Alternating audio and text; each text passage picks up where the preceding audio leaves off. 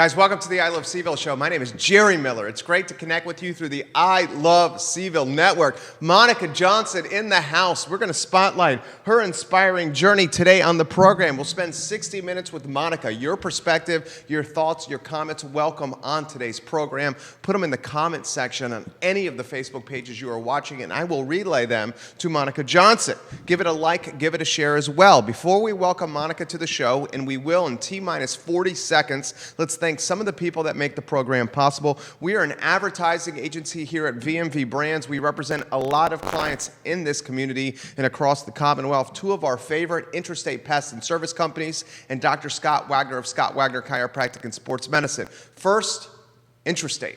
This business started in 1969 with the first generation, Mr. Robert Wells. And in 1969, Mr. Wells used his personal truck to build a company. He'd go to his first client, service them successfully, then find the nearest payphone and say, "May I come to your home right now?" Today, Interstate Pest and Service Companies is 4 generations of family strong, almost 100 employees, and a working footprint of the entire Commonwealth of Virginia. We'll also give some props to Scott Wagner of Scott Wagner Chiropractic and Sports Medicine, physical therapy, chiropractic care, sports medicine. Dr. Wagner is changing people's lives one patient at a time across Virginia. Judah Wickower, you're the director. Let's go to the studio camera. Let's welcome Monica Johnson to the show. Monica, how are you? I'm good. I'm a little tired today. Yeah? I'm coming back from nationals, so I'm like getting back into the routine of my life. I love it. I love it. I'm going to slide this over. I'm excited to spotlight nationals. Yes. I'm excited to spotlight your journey in fitness and strong people competitions. Mm-hmm. First, I'd like to get to know you. Yes. Who is Monica Johnson? Who am I? That's a great question. If we're going to go by my profession, I work in mental health. So I actually work for a self-sufficiency program here called Network to Work, and we help people find jobs that pay $12.50 or more an hour because we're trying to close that poverty gap. Sure. I also work as a part-time school counselor at my alma mater, which is Tandem Friends School. Nice. So that's like my way to give back to the community that really helped shape and mold me. And I'm also just like, I'm a sister, a cousin, all those titles. But I mean, above all, like, you know, my newest title is I'm a pro strong woman. Nice. Which is pretty cool. I'm excited how you got into that. First, let me ask about childhood. Yes. What was childhood like? I had a lot of obstacles to overcome in my childhood. For example? You know, I grew up with parents who were, you know, trying to parent kids. They didn't really know how to be parents. And so that led me to going to Tandem Friends School, which is a private Quaker school here in Charlottesville. By Monticello High School. You're just right by, that's right. Yeah. And so being there, it was just a different feel because at the time that I was at Tandem, I went from 6th to 12th grade. And I was the only student of color in my whole grade the whole time. There were not many of us. There's a little bit more diversity now, which is great. But that made me had to face a lot of racial issues and identity issues very early on in life. So oftentimes people would say I sounded white, and that was really hard for me to hear that, you know, from like family and then also from like friends and not really understanding like what that concept meant. And so I had to do a lot of self-exploration early on. What does sounding white mean? So oftentimes people use that term to say like, oh, you speak proper or you don't speak in slang. But to me, I am who I am. I don't care, you know, I don't do race, oh, you sound black or you sound white. Those are boundaries or boxes that we place people in. Sure. I'm just Monica. That's all I am. And well said. You know, so if I sound a certain way, it is what it is. It's just how I sound. Tandem Friends, intimacy, community, the student-teacher ratio, phenomenal. One of the best schools in the community. Yes. How do you look in retrospect of the opportunity to attend Tandem and how it impacted your life? When I went to Tandem, you know, the first 2 years, so I went there in 7th and 8th grade. It was a journey for all of us because when you're in that small of a school, I think our grade when we graduated, there were like 32 kids. I mean, we were one of like the biggest classes, I think 34. But we ended up growing up together. And so a lot of my classmates had to kind of approach and think about, well, like, how do we think about race in context of Monica? You know, there were times where we had to have conversations in class about slavery, and all the students would look at me and they didn't recognize that they were like pinpointing me or making me feel uncomfortable. And I remember remember in 7th grade just like bursting out in tears, just feeling so uncomfortable in the room. But, as we grew up, they became more comfortable to ask me questions about like the N-word, and like when we read Huckleberry Finn, like how do we make this environment that is comfortable to read the book out loud and say that word, but not make me feel uncomfortable about it. And so I've really felt like, we all grew up together, which is like the beauty of Tandem, and we learned from each other, and that was great. And, they supported me when it was time for me to look at colleges. I remember parents like we do something called emphasis trips, where you can go like to different places. So like I went to Mexico in 8th grade, nice. Something I would have never done. And like the parents rallied around and were able to like fund that trip for me. And then also when it was time to look for colleges, they really made sure that I was able to go visit Berea College, which is in Kentucky. I had pretty much realized, I was like, I'm going to Mary Washington, that's it, because I was able to go visit the school. Yeah. And Berea College is in Berea, Kentucky, and so it's a school that's tuition free, so all the students work. So you work and you get paid, I think, I got paid like between like $4 and $5 an hour, and so you get to use that money to help pay for your books or just, spend however, but we essentially run the college, which is pretty cool. And so I did not think I was going to be able to go, and then they all rallied around and got me a ticket and got me there to visit so that I could actually make the decision for myself if that was the school I wanted to go to. I love that. Yeah. I love your energy. Thank you. I love your perspective on life. Yeah. Throw this question, backtrack a second. You mentioned, and Gerard Smith's watching the program. Hey. Gerard Smith says, Monica is awesome. You go, girl. Thanks, Gerard. If you have a comment you'd like to relay to Monica, put it in the chat box. Morgan Young watching, Deshaun Hey, Thomas, Morgan. Melissa Pike, Kim Oh, Fitzgerald, gosh. Josh Fonner, Laura Fonner. Yes, Laura the Fonner, Fonners. props to Laura, Yes, Laura. for setting this up. Claudia Litton watching right Yeah. now. Alicia Oden watching right now. Wow. Marco Alicia, she's a watching strong right woman. now. Give it a like, give it a share. You said in Tandem Friends, you were the only person of color Yes. throughout your entire matriculation through the school. Talk to me about that. So I was the only person of color in my grade, and I think altogether there may have been maybe 5 or 6 of us. Deshaun actually went to school there too. He started his junior year, and so his experience was a little different because I started in 7th grade. So I got to grow up with them, whereas Deshaun came into the door, his junior year, and so here he is looking at colleges, being a black male in a school full of white students, and trying to figure out how he fits in. And so like we were best friends growing up there, just because one thing that I talk a lot about, especially in regards to like life and just strongman, is how important representation is. So it's important to be able to see someone that looks like you and have that connection. And so, through Tandem like supporting, we were able to have our little community, and Deshaun and I were able to, have these like conversations about what did it mean to feel alone at times, or feel like you were in a group where people didn't really understand where you were coming from. I feel like I don't know if I answered No, your that's question. perfect. I went off tangent. There's a little no bit. rules here. You Okay, can go perfect. anywhere you want. How about this? You mentioned that you grew up with a set of parents that were trying to, and I'm paraphrasing, Yes. trying to figure out how to parent. Yeah. That's got to be difficult. Yeah. Because I take this for granted every day. Yeah. Okay. My parents, not the best relationship all the time for us. Yes. But when I look back in retrospect, I think the decisions they made were to push me in a track that was for the betterment of me. Whether I appreciated it in real time or whether I agreed with it in real time, that's a conversation for another day. Yeah. I'm going to throw that topic to you. So, for me, the parents that I was gifted, I had to learn how to... Gifted? Why do you say gifted? Because that's what, God gave me those parents, and so they were my parents, and, you can't trade them for anything. You get what you get. And so, with my parents, my dad left when...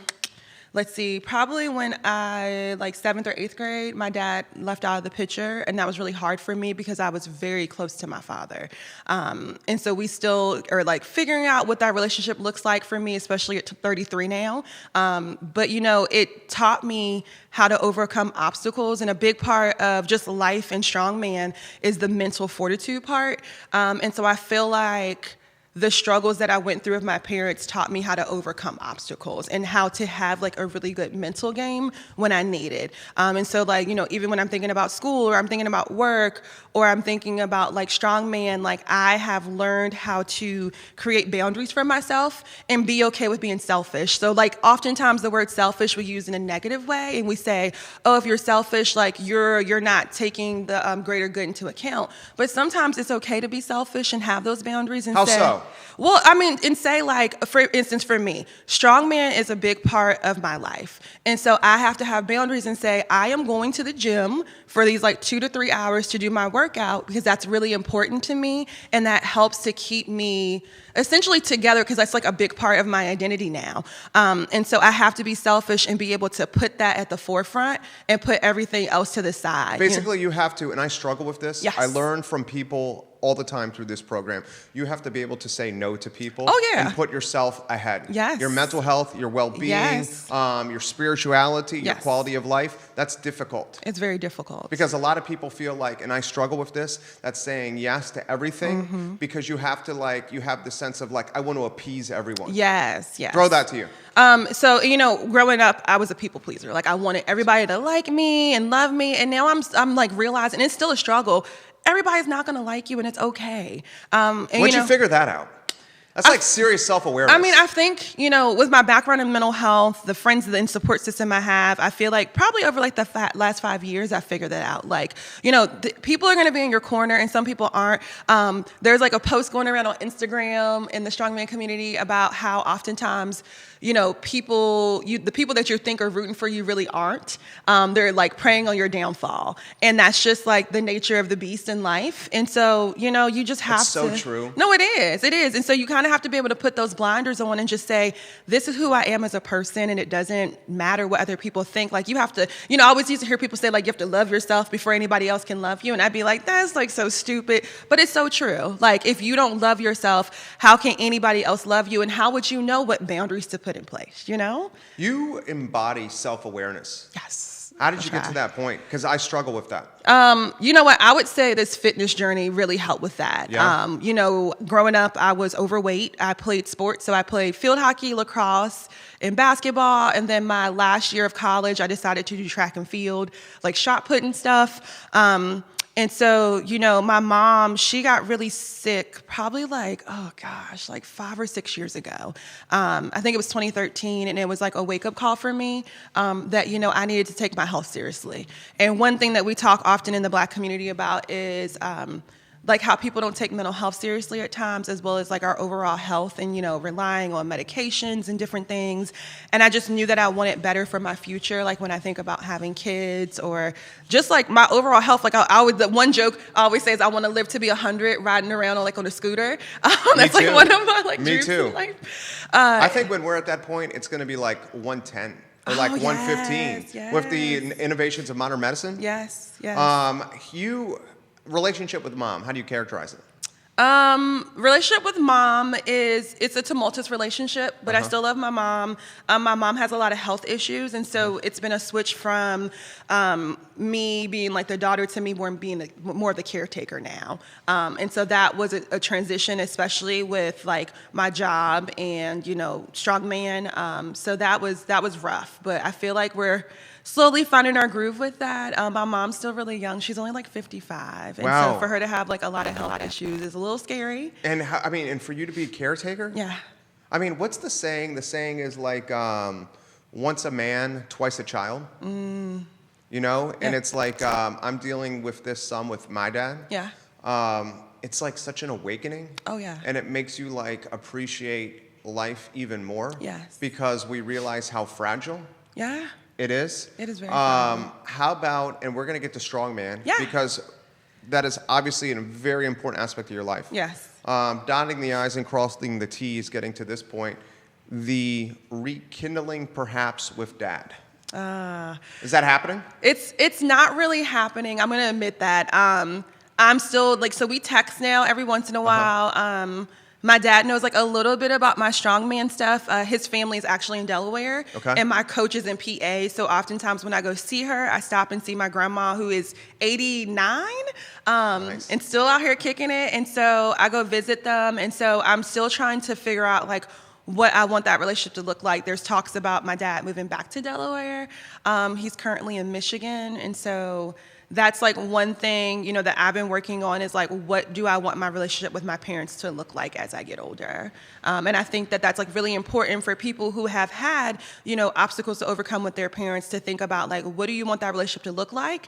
And whatever you decide, it's okay. But remember that it takes two to make the relationship to grow. Because oftentimes when, you know, only one person's on board, and think about it, like if you have someone that's going through like health issues or mental health issues, they may not be in a place to be able to grow into whatever kind of relationship you want. And so at this point, you know, with my parents, I'm like, they both have their own health issues. And so I'm like, you need to work on like getting yourself better so then we can kind of explore what would our relationship look like. Well said. Where'd you grow up in Charlottesville? I grew up here. So I grew up in Prospect for a little bit, and then Longwood Drive right next to Jackson Via.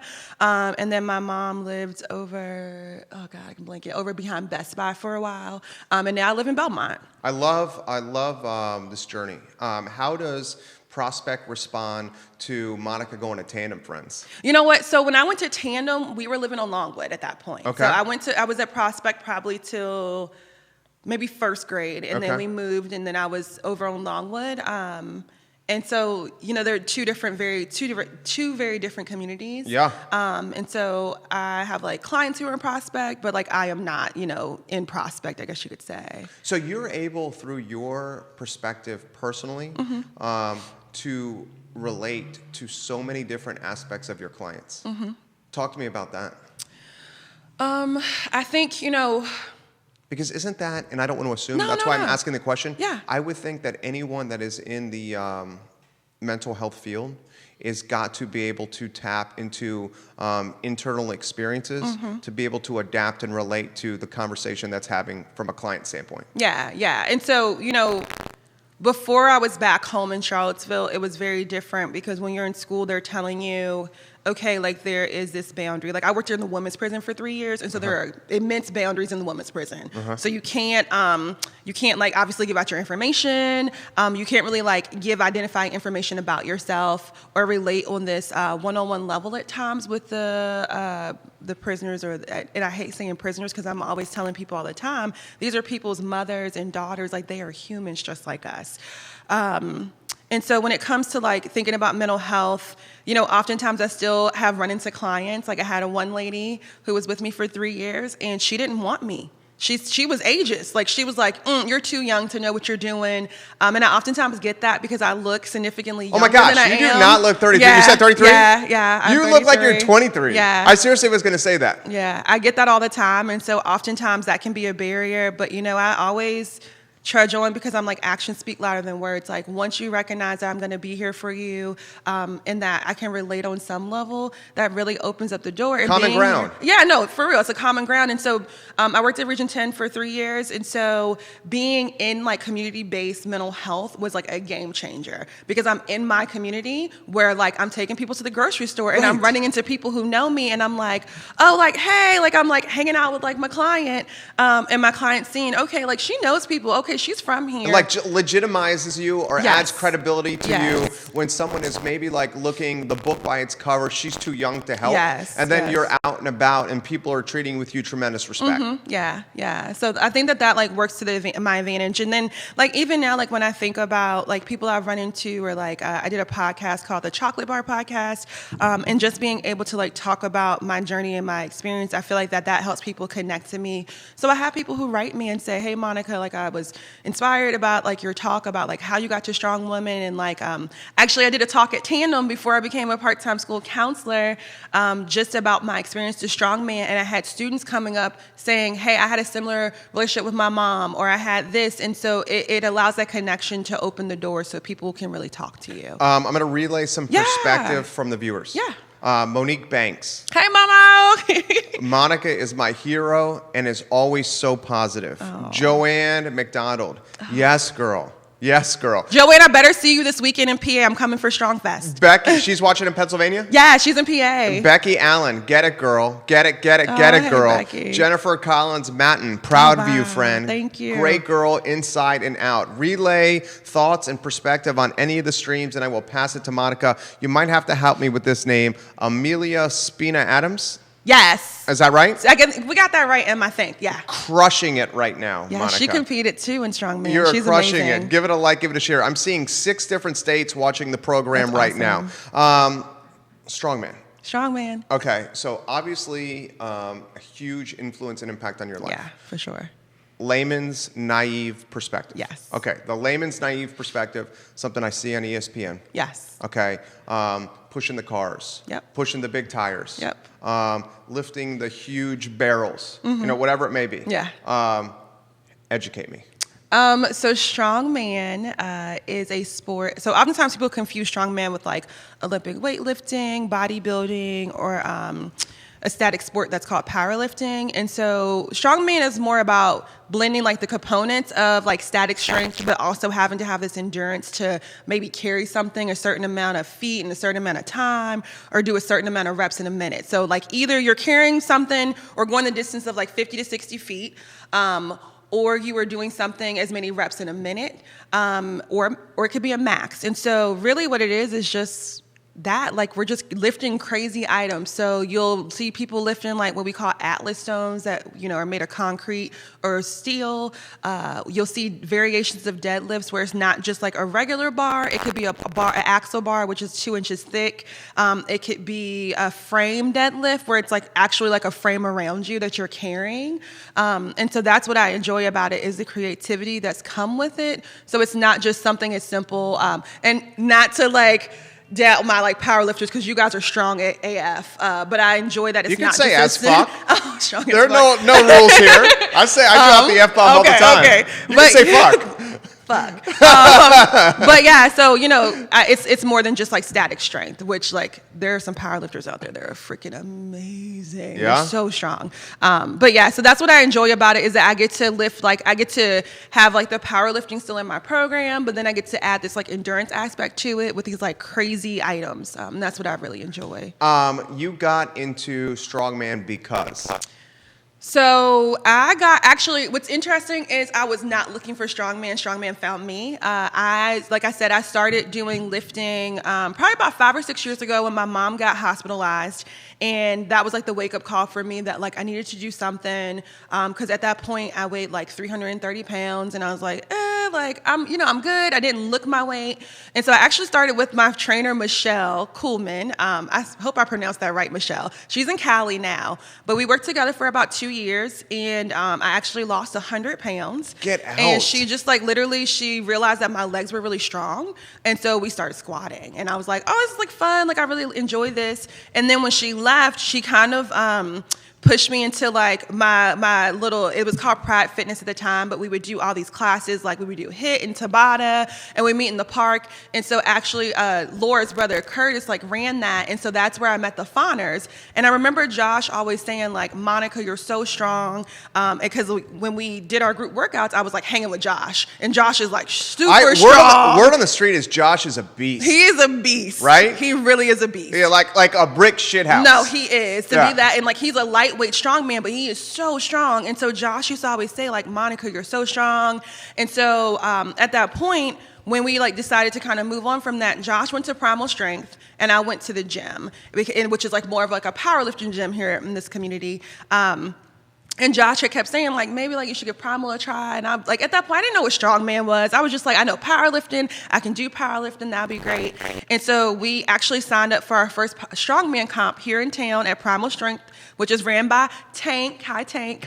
And so we did the competition. And so one big thing about me is I always want to be prepared. And so there was like a truck pull and there were stones, and the gym didn't have that. And I was like, when are we going to like practice these stones? And when are we going to like practice this truck pull? Because I don't want to embarrass myself. And so I actually ended up going to Primal a couple of times and practicing. And when the competition was over, I was like, this is what I want to do. And I actually met my coach probably 2 or 3 weeks before my competition. I had went to go visit my grandmother.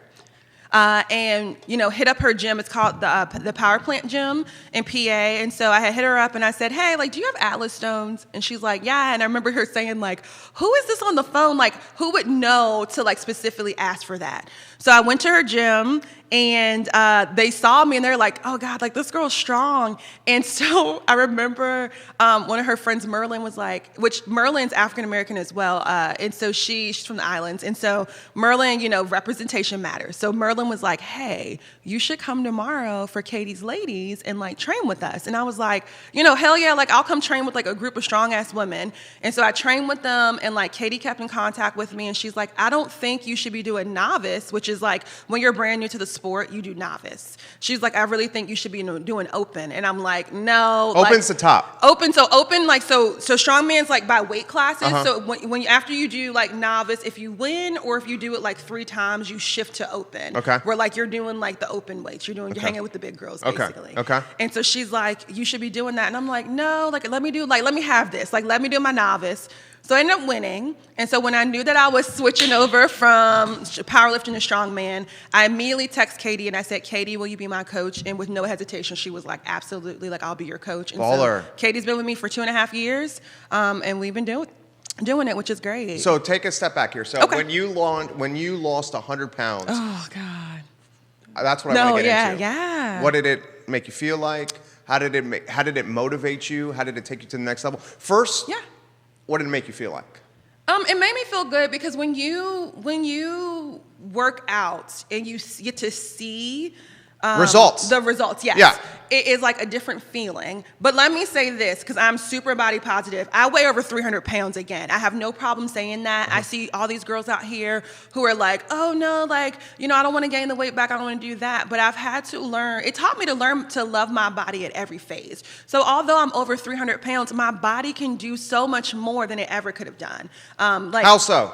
Well, I mean, okay, so nationals. I mean, I had to lift a 200-pound stone to my shoulder. Damn. And I did it 7 times, but only 6 counted. But, you know what I mean? Like, I would have never been able to do that, at 2. And I mean, maybe I could do it at 230. I don't know. But I literally had to, like, even going into nationals, like, I wanted to weigh 300 exactly.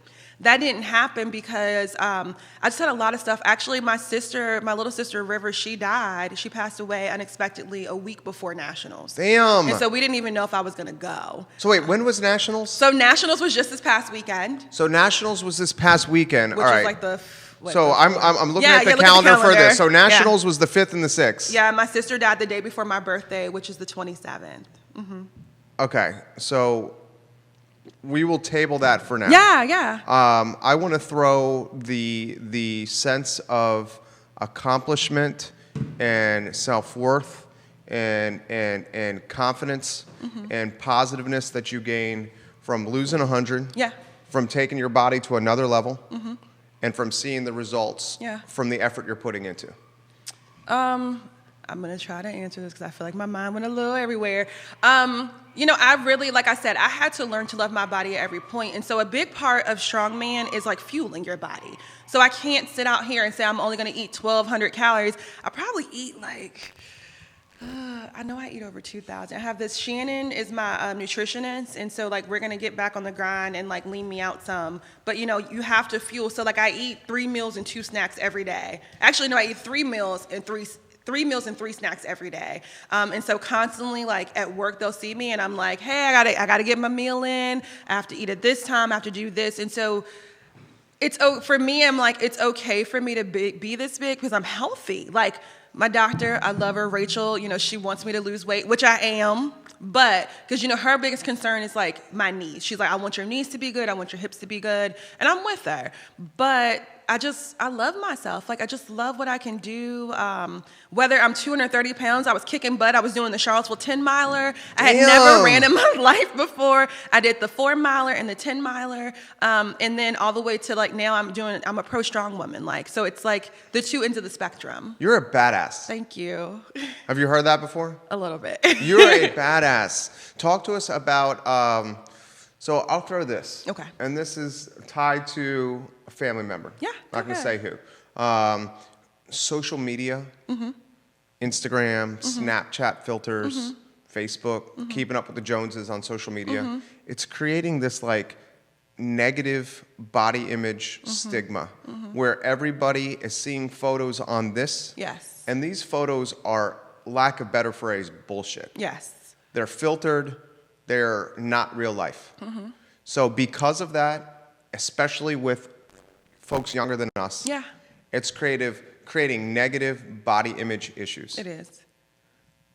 I want to throw that topic to you, and I want to throw the topic to you of when you came into your own and said, this is who I am, I love it, I embrace it, and I scream it from the top of the mountains. Yeah. So, one thing that I there was one thing going on social media. It was like 100 days of happiness or whatever. And I was like, I'm going to do this. And so literally like every day for like 100 days, I would just like be very honest and I would just post what was going on. And so it was really more of like a therapeutic journey for me to kind of put it out there. And it turned into like this really cool thing where like my friends really appreciate like my honesty about like my strong woman journey, just my life. Because it's real. But no, it's very real. Yeah. And so oftentimes like people want to put up the good, but they don't want to put up the bad. Right. And I tell people all the time, like, training, life, stuff's not going to always go the way you want. But like for me, like when comp day comes, it doesn't mean that I'm not going to hit that weight. You know what I mean? And like for me, I had to take a step back from social media when I do competitions because I do get into this whole comparing thing of like, oh, this girl, she can do this, she can lift it, she's gonna beat me. Because you're a competitor. Oh yeah, I'm definitely a competitor through and through. And I'm not like a competitor where like I'm like grunt, like I grunt sometimes when I'm doing deadlifts, but like I'm not like in your face aggressive in that way, but like I get in my head oftentimes. Yeah. And so my coach will always say, well, Monica, like it's you're stopping yourself from like unlocking your potential and we got to work through that. And so one thing we did this training cycle is I got off social media for like 2 months. Damn. Yeah, I just didn't. I would like deleted Facebook, I deleted Instagram. What was the byproducts of that? Because I wanted my mental game to be at its best. And what did you find when that happened? Someone who's 33, like grew up with this, to get off it, that is not easy. No, it was not easy. Because you got FOMO. Fear of missing out. Yeah, so right? So my best friend Sean, who's my training partner, I'm wearing Sean's shirt. I'm wearing it, Sean. I like that shirt. So Sean, would be on me like, get off social media. You know what you do, and we talk every week. And so being able to get off, like it made me so much more, like it helped me focus on like what was going on around me. Like my friends, my family, my work, but then also like in training, I'm not distracted by, like let me go on Instagram, like in the middle of training, like I could fully focus, which was great. Just kind of put my headphones in and just go. And so that's like a really hard thing for a lot of people to do, but I found that like let me say this. So training was 8 weeks. And then Nationals got moved because of Hurricane Dorian, because Nationals was actually supposed to be in Florida. And so because Dion, who runs Strongman Corporation, had to make a decision for the safety of the athletes, it actually got moved, which made my training cycle 12 weeks. Okay. So the first 8 weeks were phenomenal. And then the last 12, between like my mom's health, my sister passing away, it was like very rough. Yeah. But to be able to be off of social media, that helped me to be able to keep pushing. So you're training, God, you are such a rock. First, you're a rock star. Let me relay the positive that's coming in. Casey Ropp, I am so proud of you. Hey. Bobby Joe Shackelford, hey, look at What you, up, boo. BJ? Look at you. Yes, girl, yes. Rachel Pennington, this is my girl. Oh, that's my baby. Tina and Rachel love you. Rachel Pennington from the Pie Chest, I'm watching coming right for now. pie. Kiana Moane.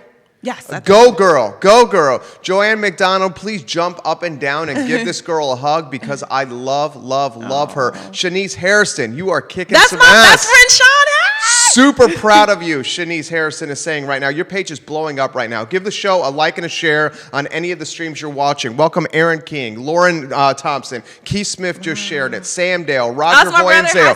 13 different states watching right now. That's awesome. You go into Nationals, which is this past weekend. Yeah. You're trained for 12 weeks. Prior to Nationals, you find out that the event's going to move. You're going to get an extra 4 weeks of training. Which is like awful. Like right. if anybody knows Strongman, it's like right. you don't want to. Everybody peaked and then you have to re-peak again. It's like anyone that and I don't want to just do broad statements here, but anyone that's played sports going through training camp Training camp probably pales in comparison to what you were doing. So this is brutal. Yeah. Okay. Your mom's health is not doing well. Yeah. Your sister passes away a week before Nationals. Yeah. Holy shit. Yeah, it was a lot. So and then on top of that, so the day my sister died, my mom got out of the hospital the day before. My sister passed away the day before my birthday, and then my best friend Sean, who competes with me, Sean gets the MRI back saying that Sean can't compete because Sean has severe 2 herniated discs.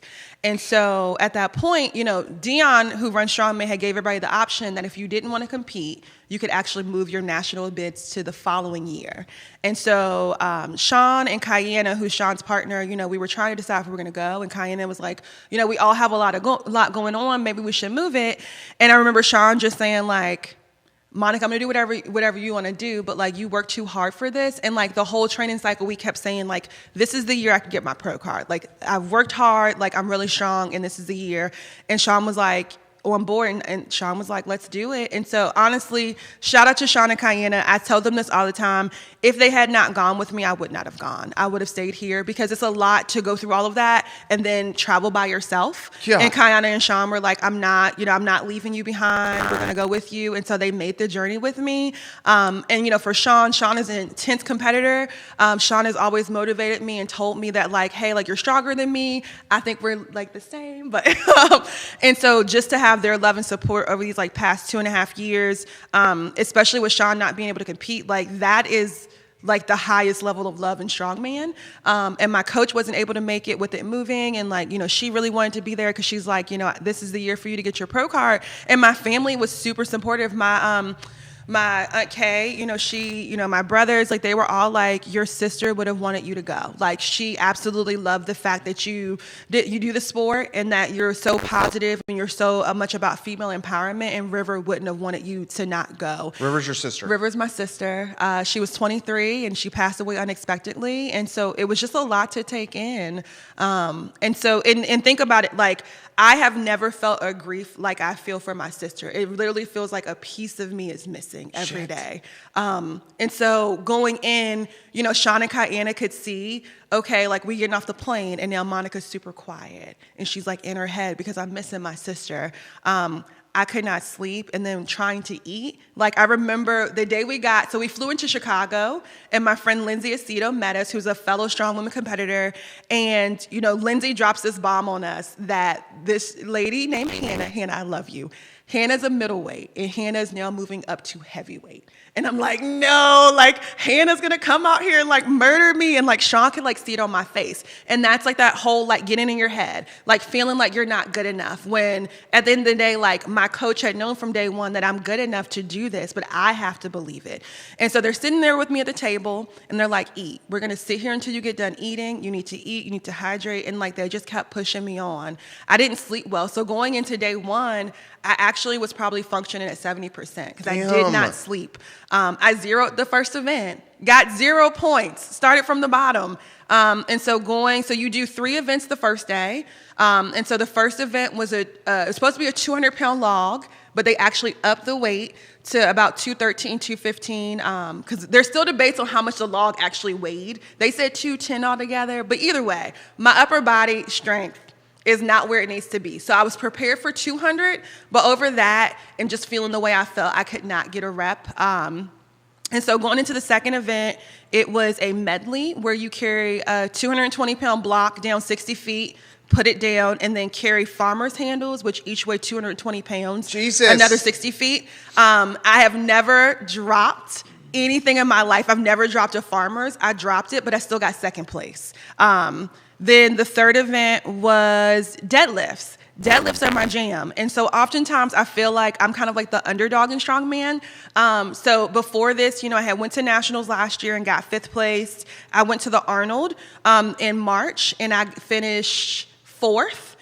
So I made it to the main stage because you have to get top 4 to make it to day 3. And that was like huge for my first Arnold. And so, for me, I knew deadlifts were my jam. And one of the best deadlifters in strongman, Haley Randall, was there.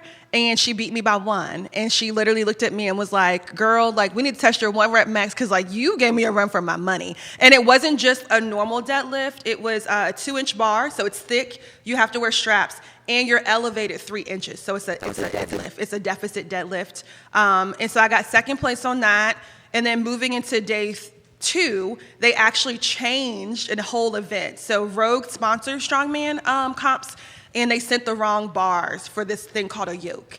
And it's like a double bar. And so they were like, oh, like, you guys can't front carry a double bar. And so they said, we're actually going to change it to a yoke. And the yoke weighed 540 pounds. And I've never done 540. Moving events are my jam, but I had never had to lift that heavy in a competition before. And so I wore my, there's this company I really like called Girl, and I wore my fire leggings, and all day everybody kept saying, like, this girl's on fire, like, you're gonna do this, like, you moving events are your thing. And so you had to carry 540 pounds on your back 60 feet. Whoa, as fast as you can. Hold on a second. Yeah. You carried 540 pounds on your back. Yep. 60 feet. Yep. In 9.66 seconds, I won first place. I was just gone. And when you're doing it, you feel so slow.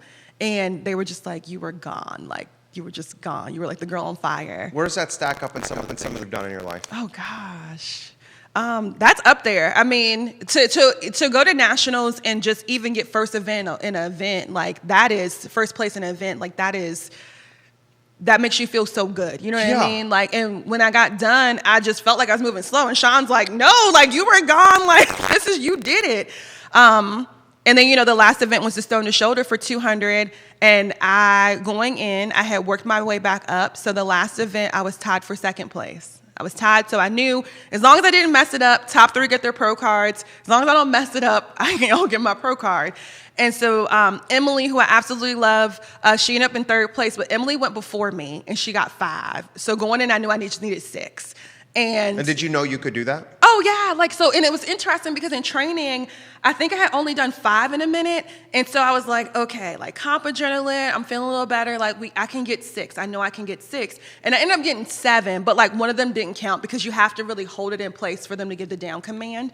But I got the 6 I needed, and I was able to bump myself and keep the second place spot. And then Hannah got first. Shout out to Hannah. She moved up a whole weight class. And from middleweight to heavyweight. She kicked our butts. What? I mean, that is legit. Yeah, it's legit. But you know what? Like, it felt really good. I feel like, for me, I'm very consistent, which is what I learned. Yeah. And I zeroed a whole event, and, like, my overhead game, we're going to work on. And, like, once I get my overhead game, I really feel like I'm unstoppable. You're the total package. Yeah. I love your swagger. I love your positivity. I love your energy. I love your outlook. I love how you you embrace adversity. Yeah. You mentioned prior to nationals that you were experiencing a grief that you've never experienced before with the passing of River, your sister. Yeah. 1 week before the most important event in your strongman lifetime, right? Yep. You said a piece of you was missing. Yeah. Talk to me about that. So, in mental health, we talk a lot about grieving and, like, the stages of grief and all of this. But, I've had people die. Like, you have aunts and uncles and grandparents pass away, but, like, that's expected in life. You never expect, like, your little sister, River and I are 10 years apart. So you never expect for your little sister to be gone before you. And, so my aunt, she called me, and I just couldn't, I was floored. I couldn't believe it. And, to have a team of doctors basically tell you, like, there's nothing else that they can do.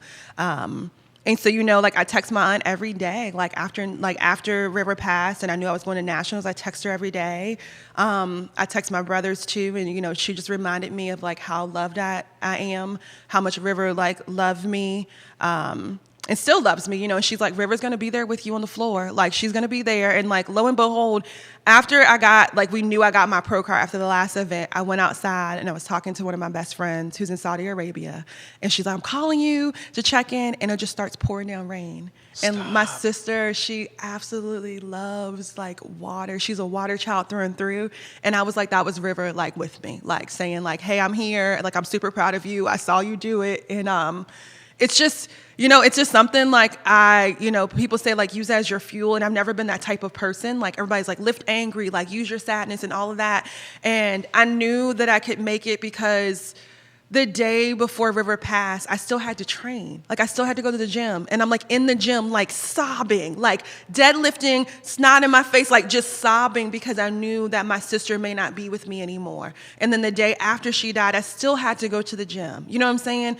And everybody supported me. I also was supposed to officiate my best friend's wedding. I had to miss my best friend's wedding because it was on the day of nationals.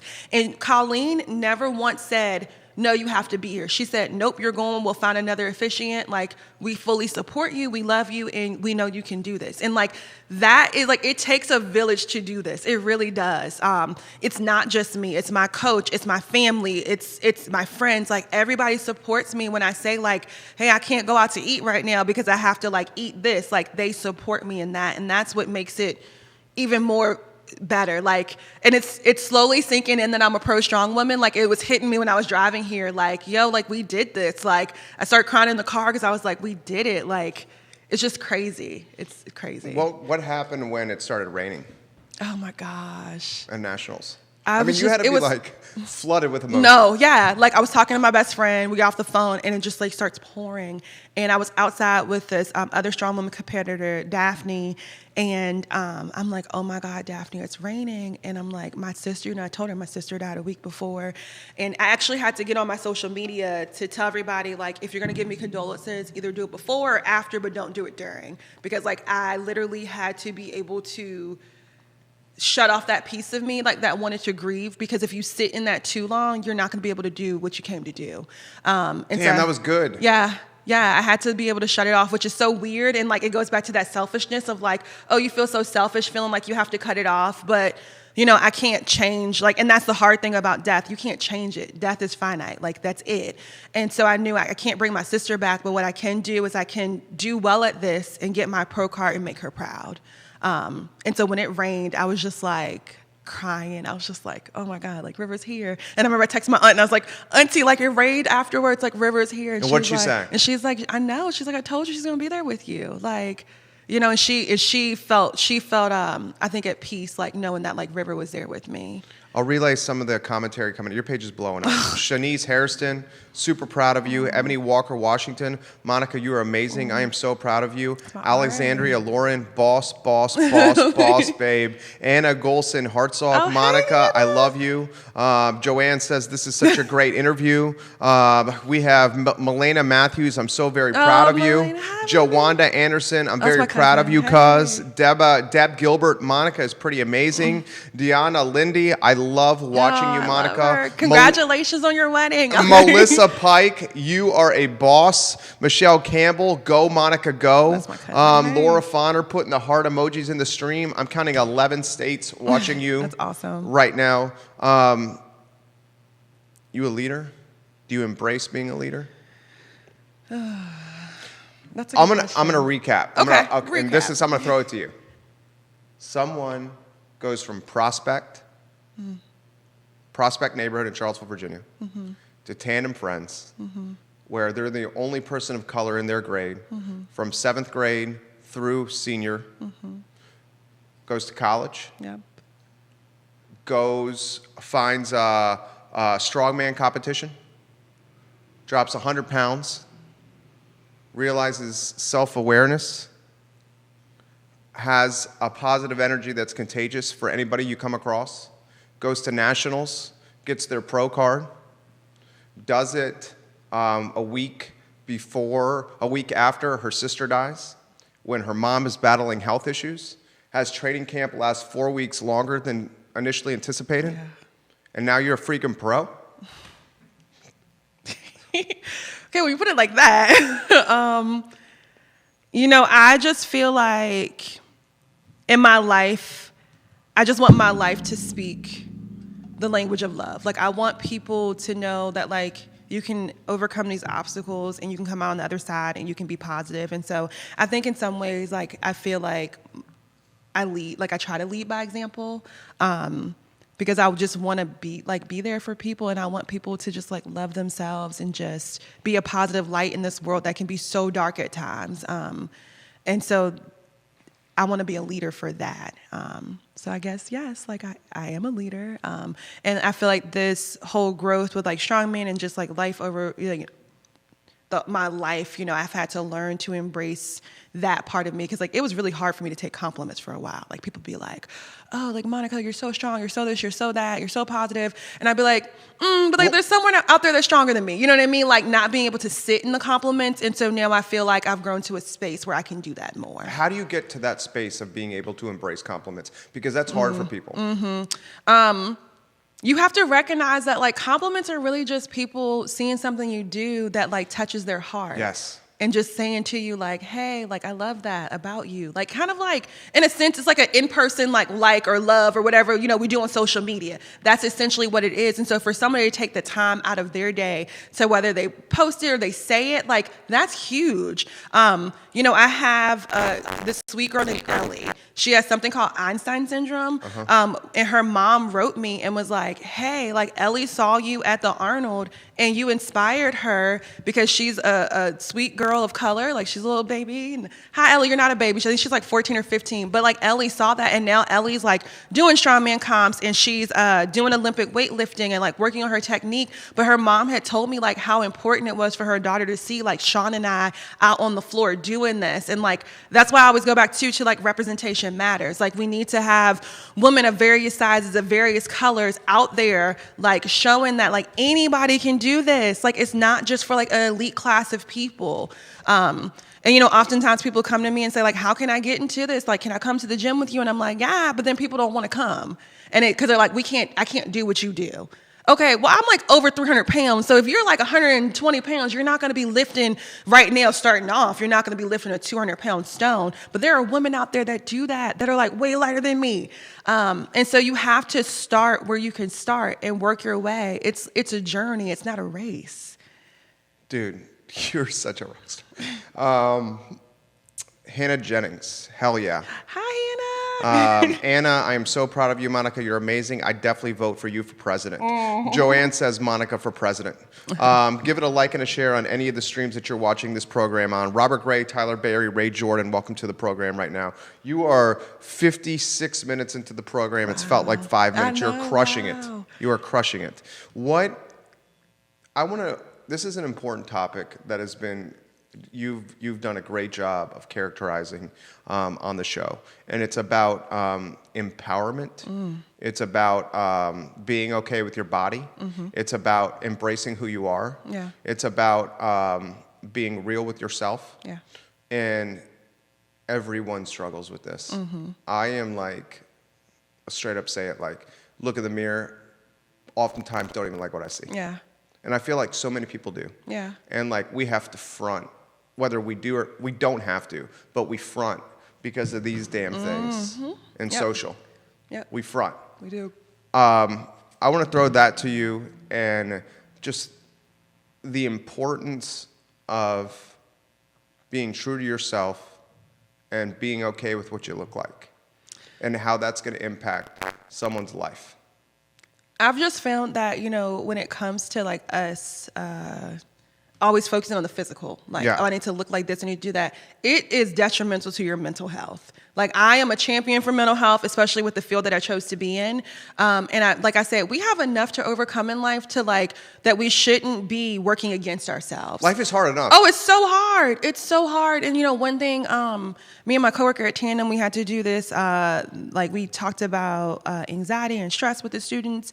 And, I told them, I said, oftentimes I get up in the morning and like, it can be something as simple as like listening to a song and like looking at yourself in the mirror. And so Cardi B, Get Up 10 is like one of my favorite songs. Just because I like, hardcore, like in your face, but also like her message is like, you knock me down 9 times and I'm gonna get up 10. And so I feel like that's life, you know what I mean? And so like, I like to look in the mirror and I still have times sometimes where I'm like, man, I wish I was like 20 pounds lighter, or I wish I was this, or I wish I was that. But then for me, like, I went out and I was able to do what I accomplished heavier than I was at the Arnold like 6 months ago or whatever. And it proved to me that like, this is just a shell, you know what I'm saying? It's really about like what's in here, And so like, I encourage people like get up, like find things that you love about yourself. I have my one brother, he used to always say, I would always say, oh, I want to lose weight and I want to do this. And he'd just be like, just do it. And I'm like, oh, like you don't understand. And it's a struggle because you have to get to a point where like you find that internal motivation to say, okay, I'm going to go and I'm going to go do this. But like I said, love yourself at every phase. Like I love myself when I was a size 14 versus now I'm a size 18 again. And I just love myself at each phase. And I will tell people like how much I weigh, what size I wear. It doesn't matter because we always want to put this front up. But I feel like if more people were more honest, then people would love themselves more. What do you think River's thinking right now? I think River's happy. I think River's smiling down and she's proud of what I did. And she knows that I love her and I will always be there for her no matter what. So I feel like River's just super proud of me. Yeah. Adam Terrell, I see you, Cuzzo. Hi, Adam. It's sweet baby. Sabrina Figgins is giving you props right now. She's a monster in this community for fitness, too. Laura Fonder's trying to get us both in trouble. She says, Monica, when the interview's over, flip the table over. Or she said, pick up Jerry and throw him. Rock Watson, so proud of you. Rock. You're such a ray of sunshine. You are a ray of sunshine.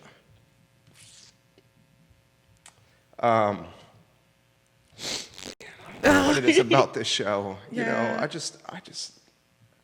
I love seeing people in Charlottesville that are like making, the whole point of I Love CVille is to feature the best of Charlottesville. And I think you embody that. Thank you. I mean that. Thank you.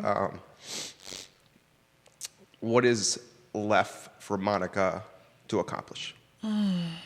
Because I know you have goals. Yeah. So now that Nationals over, I promised my best friend I would sit for my LCSW exam, which is a licensed clinical social worker. So I have to start studying for that. You'd be so good at that. Thank you. Yeah. Thank you. Yeah. So that was like a big thing for me. I will be going to the Arnold again for my last appearance as an amateur in March. And like one thing that also motivates me is I have 5 nieces and nephews, but my niece, she's going to be 3 in December, and she lives in Ohio. And I remember when she was born, and I just, 3 years ago almost, and I kept telling my brother, like, I just want to be better for her. And so she got to come. They came the wrong day, but she'll get to come to the Arnold this year and watch me compete. And I do it for her. I do it for my family.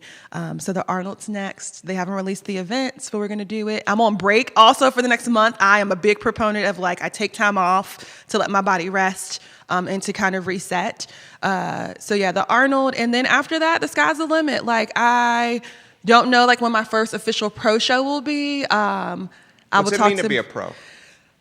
So to be a pro, it really, essentially what it does, it limits the amount of shows I can do. So when you're an amateur, there's shows all over the country. But when you're a pro, there's only a set amount. I think right now in Pro Strong Women, y'all can correct me if I'm wrong, I believe there's 2 or 3 shows in the US, and there's 2 or 3 outside of the US. And so what I would like to do for my first pro show is I would like to go international. I would like to go do an international show as my first one. I would like for my best friend Sean's going to go to Nationals next year, which is going to be in Birmingham, and I'm going to be there supporting him. And so I want Sean to get his pro card, and then we go do our first pro show together. There's also another, I don't know if you call it a federation, called Official Strongman Games, where basically the pros and the amateurs compete together, and you have to do an online qualifier. And so I would like to do Official Strongman Games at some point, too. Any special someone in Any your life? special someone? I do have a boyfriend. Okay. His name is Jonathan. Yeah. He's been super supportive in this process. He Yeah. is not a lifter. He's just babe, I'm sorry. He's a regular smegular guy. And so, for me, we are very opposite. He's a white male. He's super small. He's shorter than me, smaller than me. And so I had to come to terms with the fact that it's not about what it looks like. It's just about, do you treat me well? Are we in this together? Can we grow together? And I feel like I can do that with him. And so he's been super supportive. And, he even said, babe, I knew you were going to do it. I had no doubt about it. It was just you realizing you could do it. Sounds like a ride or die. He is a ride or die, for sure. For sure. Dude, you killed this interview. Emil Williams giving you props right now. You. Anita Robinson, I'm so proud of you. Ellie McKay, I love you. Your page is blowing up. Give it a like and a share. I'm so grateful for you coming on the show. Thank you I for feel like having me. you are like not only making Charlottesville better, you're making the world better. You're an inspiration. Thank you. Thank you. Like, seriously, thank you. I did not, this was like on the fly, and I wasn't sure. And, Laura was like, babe, you got to do it. Like, you're an inspiration. And so sometimes it's so hard to hear that word. Yeah. But, if my story can inspire somebody, that's all I ask. I think ask your for story somebody. inspired thousands of people today. Thank you. I will, moved me. I hope you do the LCSW route. Oh, I definitely am. I went to got my master's. That was the game plan from day one, and so I'm doing it. Because you'd be like such a amazing sounding board and like North Star or like a guiding light. Thank you. For people that need it. Yeah. Because everyone at some point in their life, and maybe some more than others, need that North Star. Yeah. And I think everything you've gone through, you could leverage everything that you've experienced and offer this as a foundation for that North Star. Close on that. That's why I wanted to become an LCSW. When I went through my childhood, I knew that I didn't want people to have to go through what I went through and not have support. And that's why that's what started it. And now that my life, in my adult life, I've added strongman and all this other stuff. I actually have a therapist. Natalie's wonderful. And, she actually works with athletes. And so I also saw that as a route now, too, to be able to be Nice. a sports therapist. Yeah. But, I just, one day I would like to have my own practice. I enjoy what I do now, but one day I'm down the line, I would like to have my own practice and be able to just work with people on the issues. And, I've worked with everything from schizophrenia to anxiety. And the work that I did with schizophrenia really taught me patience. And oftentimes we don't have that in life, and sometimes change, it's so little. It could be something as small as, oh, this person actually washed their dishes. Something is getting in there, you know what I mean? So yeah, I just want to take what I've learned and just make people better, And in retrospect, it makes me better. Everybody that I've met, client-wise, friends, everybody has touched me in some way, which has then molded me into the person I am. And so I just want to be that for somebody. Crushed it. Thank you. Thank you. Thank you for coming on the show. We close the show the same way every time. And guys, we'll let you know where you can find today's show. I would encourage anyone to pass this along and to share the feed. We're going to take today's show and we're going to archive it on ilovecville.com. We're going to take the audio from today's show and we're going to turn it into a podcast on iTunes. For 30 days following today, we're going to take the show and we're going to syndicate it what is across the I Love CVille network, which is 17 Facebook pages, 17 Twitter accounts, the third largest Instagram community in Central Virginia, and a daily e-newsletter that goes out to 108,000 plus inboxes every morning at 11 a.m. We close the program each day by asking everyone to embody the golden rule. I don't make this about religion. I just make this about treating people that you come across in life how you want to be treated yourself. I think the golden rule is one of those simple concepts that is not being, that doesn't have enough momentum behind it for some reason. And I think Charlottesville and Central Virginia and the Commonwealth and the country need the golden rule more than ever. Monica Johnson moved me today. And I feel like today's better because of what she's done and her story. We will see you tomorrow on the I Love CVille Show. Enjoy your afternoon. Thank you.